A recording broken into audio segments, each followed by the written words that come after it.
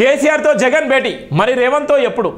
తెలుగు రాజకీయాలు Lok Sabha AP assembly ఎన్నికలు దగ్గర పడే కొద్ది వివాదాలు ముదురుతున్నాయి. అటు ఏపీలో 7,000 అధికార వైసీపీ ప్రతిపక్ష టీడీపీ తమ కార్యకలాపాలను ముమ్మరం చేశాయి.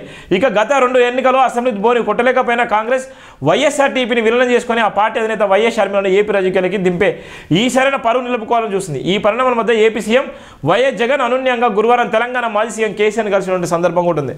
ఇక్కడ ఉన్నటువంటి కేసీఆర్తో జగన్ భేటీ ఉండే సందర్భం ఉంటుంది.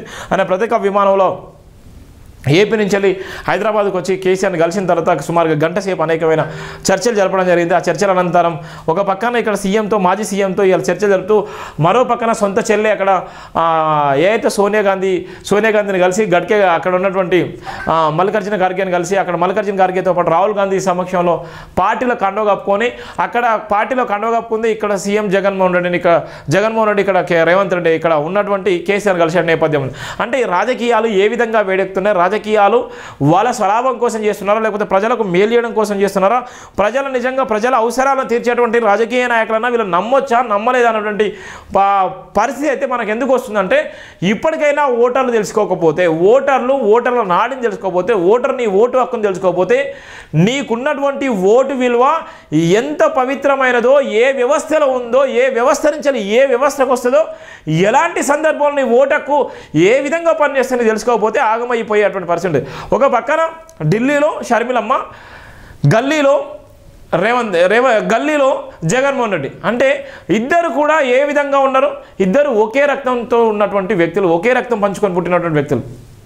ఇద్దరు ఎక్కడికి పగ్గాలు చేపట్టాలని ఆశిస్తున్నారు? ఏపీ పగ్గాలు. గతంలో ఏపీ పగ్గాలు వాళ్ళ తండ్రి నుంచి తీసుకున్నటువంటి జగన్మోహన్ రెడ్డి, ఇప్పుడు ఉన్నటువంటి జగన్మోహన్ రెడ్డి పగ్గాల నుంచి మళ్ళీ తీసుకొని షర్మిలమ్మ. అంటే ఎవరు ఏ వైపు ఆలోచిస్తున్నారు? ఇద్దరు కూడా అదే సామాజిక వర్గం నుంచి, ఒకే కుటుంబం నుంచి అధికారం కోసం కొట్లాడుతున్నారు. కానీ సామాజిక న్యాయం అనేది ఎస్సీ ఎస్టీ బీసీ మైనార్టీలు ఎక్కడ కొడుతున్నారు? ఎస్సీ ఎస్టీ సామాజిక న్యాయం అనేది ఎవరు ప్రశ్నిస్తున్నారు? ఎవరు రాజ్యాధికారం కోసం కొట్లాడాలి? ఏ సామాజిక వర్గాలు రాజ్యాధికారం కోసం కొట్లాడాలి?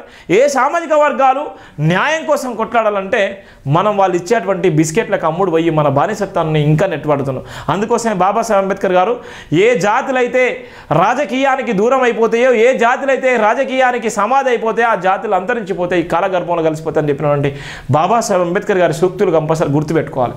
ఈ రోజున్నటువంటి నేపథ్యంలో అధికారం కోసము వెలమల రెడ్డిలు కొట్లాడుకుంటున్నారు. వెలమల రెడ్డిలతో పాటు కమ్మ కాపులు కూడా కొట్లాడుకుంటున్నారు. మరి బీసీలు ఎక్కడ కొట్లాడుతున్నారు? ఎస్సీ ఎస్టీలు ఎక్కడ కొట్లాడుతున్నారు? ఎక్కడ సామాజిక న్యాయం జరుగుతుంది? ఎక్కడ రాజకీయంగా ఎప్పుడు డెవలప్ అయిపోతారు? ఎప్పుడు మనం ప్రశ్నించాలి? అందుకోసమే ఇక్కడ ఉన్నటువంటి నేపథ్యంలో కేసీఆర్తో జగన్ భేటీ, మరి రేవంత్ ఎప్పుడు?